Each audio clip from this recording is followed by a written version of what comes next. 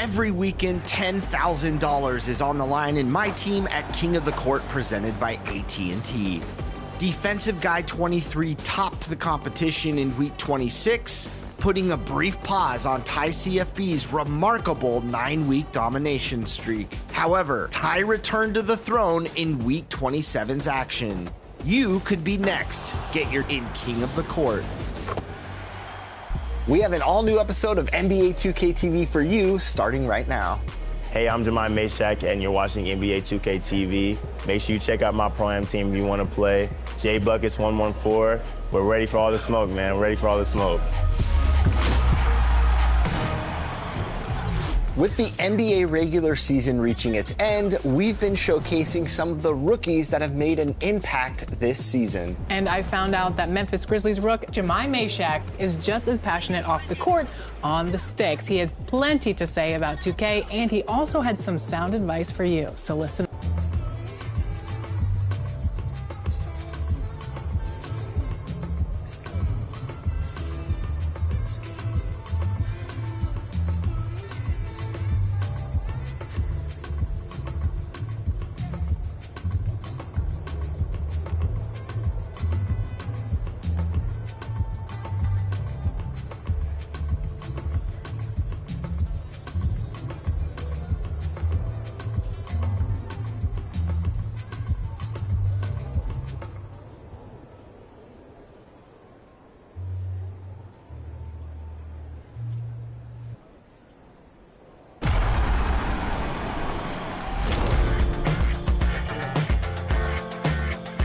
Jemai, welcome to NBA 2K TV. Now you're getting scanned for NBA 2K26. I know you play 2K, so what's that experience going to be like for you to see your face in the game?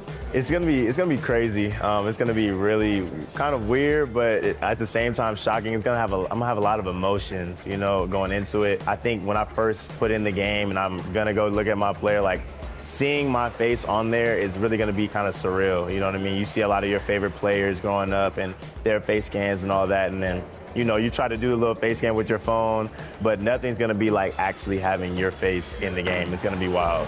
What was the first 2K that you remember playing? Ooh, probably 2K9, 2K10. I think that was probably the start of when I started playing like by myself without like my dad's help. Yeah.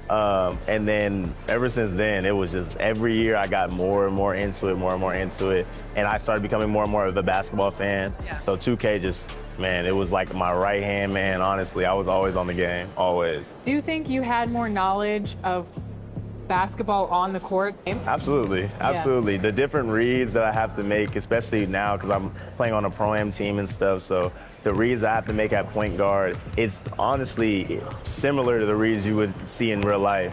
You know, if you're driving down the court and somebody helps, being able to kick it out to the corner, kick it out to the wing, or, you know, kind of seeing different actions that you can play in the Pro-Am, defenses and stuff like that.